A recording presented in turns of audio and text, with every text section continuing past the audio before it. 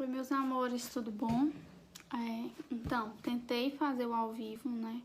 Só que não deu certo, porque diz que tem alguma coisa de direitos autorais. Eu não sei o que foi que eu falei, que cortava, a gente tentou 2 vezes, mas não funcionou. Então, propus, né, de gravar o vídeo, falando das correções, e vocês comentam no vídeo mesmo, mandam no WhatsApp, tirando as dúvidas, né, vendo se as respostas de vocês estão certas ou não, tá bom? Então, vamos lá. Eu passei 3 atividades, né, do capítulo 3, que é a primeira da página 36 e 37, depois da página 39 e 40 e por fim da página 42 e 43, certo? Então, vamos fazer essa correção.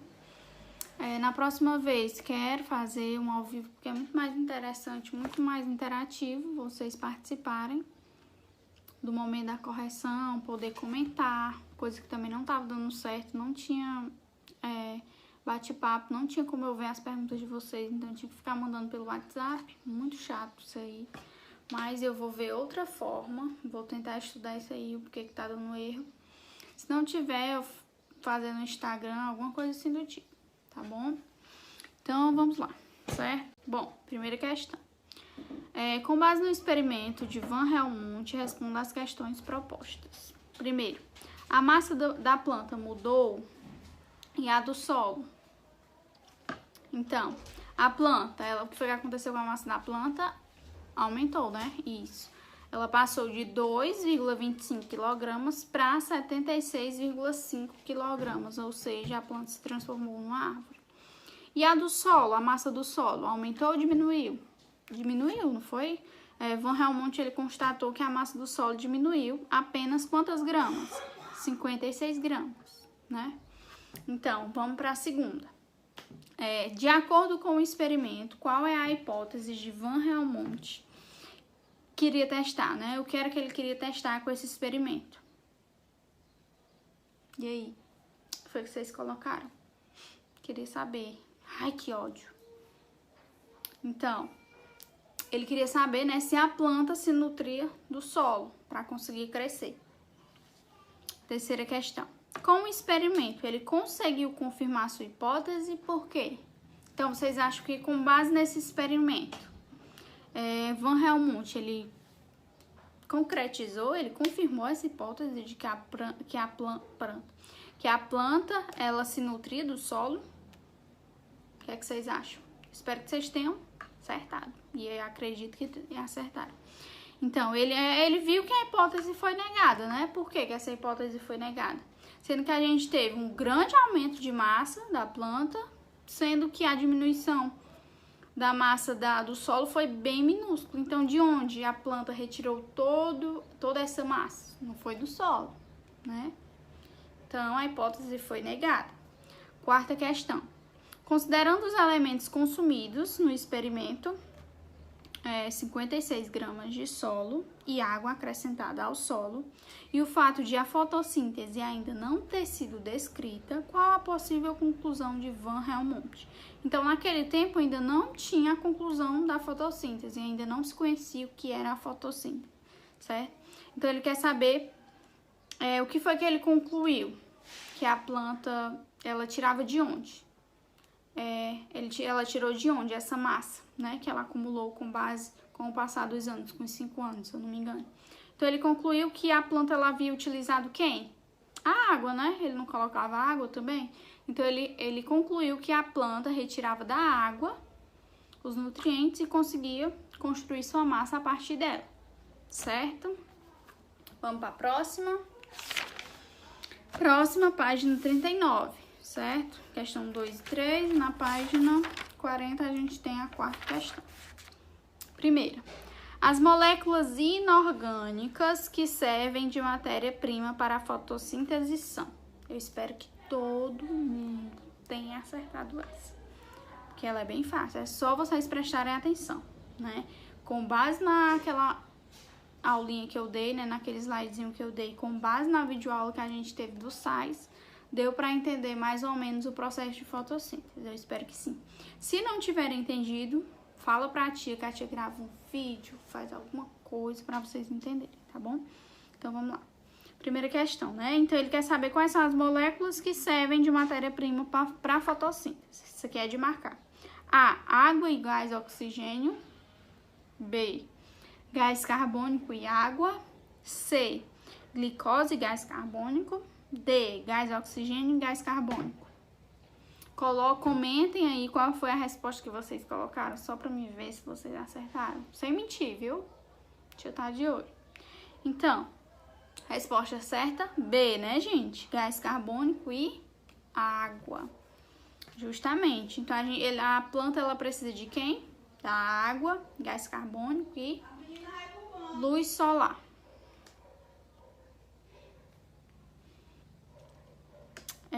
Dois, quais são as moléculas produzidas por meio da fotossíntese? Glicose e gás oxigênio. Lembram que eu falei quais são os produtos da fotossíntese? A fotossíntese é o quê? O processo de criação de nutrientes para a planta, que é quem? Glicose.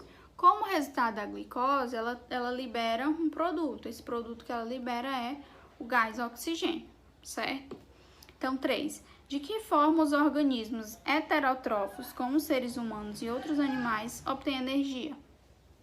Então, como é que os organismos heterótrofos, eles conseguem ter energia? A partir de quem?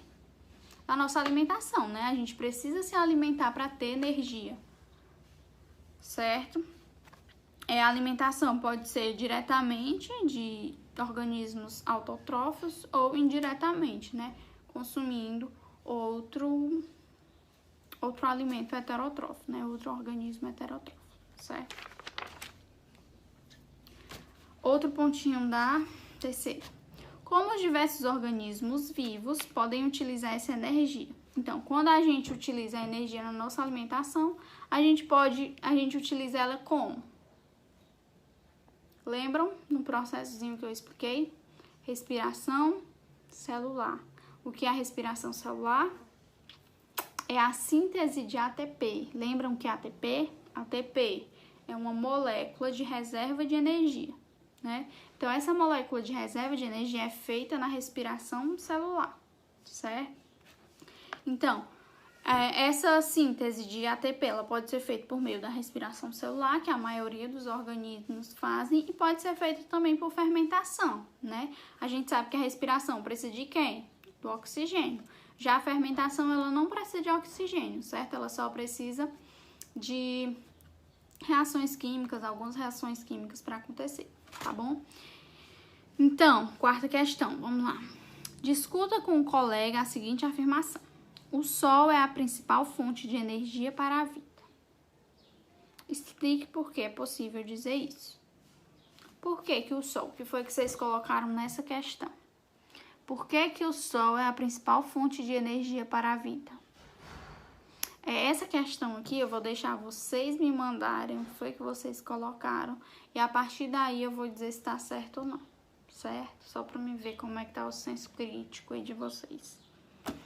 Vamos para a próxima, para a última, né? Atividade, página 42 e 43. Primeira questão da página 42. Uma das hipóteses sobre a origem da vida aponta que o primeiro ser vivo seria autótrofo e teria surgido em fontes hidrotermais no fundo oceânico. Nessas condições, ela poderia realizar fotossíntese por quê? No fundo, aí eu pergunto a vocês, no fundo do oceano tem luz? A luz consegue chegar até o fundo do oceano? Não, né?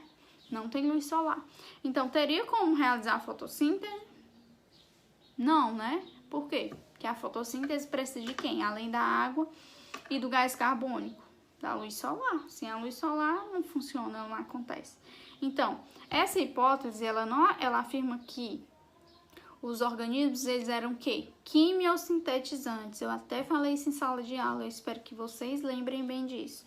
Lá no início do capítulo, vou até olhar aqui a página para recordar vocês. Lá no final da página 32, tá aqui. Quimiosintetizantes, certo? Esses organismos, eles eram quimiosintetizantes. Então, qual é a diferença de organismo quimiosintetizantes para organismos que fazem fotossíntese, né?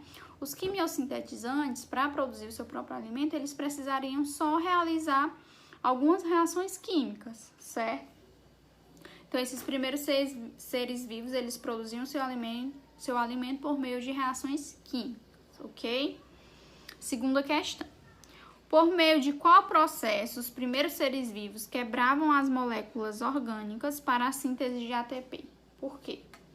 Então, como é que os seres vivos eles quebravam essas moléculas orgânicas para a síntese de ATP?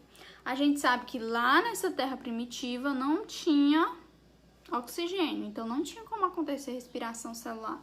A gente sabe que são dois processos que fazem, né, a criação, a síntese da molécula de ATP. Se não foi por meio da respiração, foi por meio de quem? É isso. Muito bem, vocês estão acertando.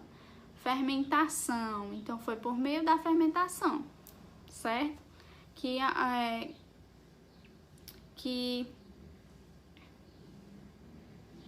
os primeiros seres vivos quebravam, né? Faziam essa molécula de ATP.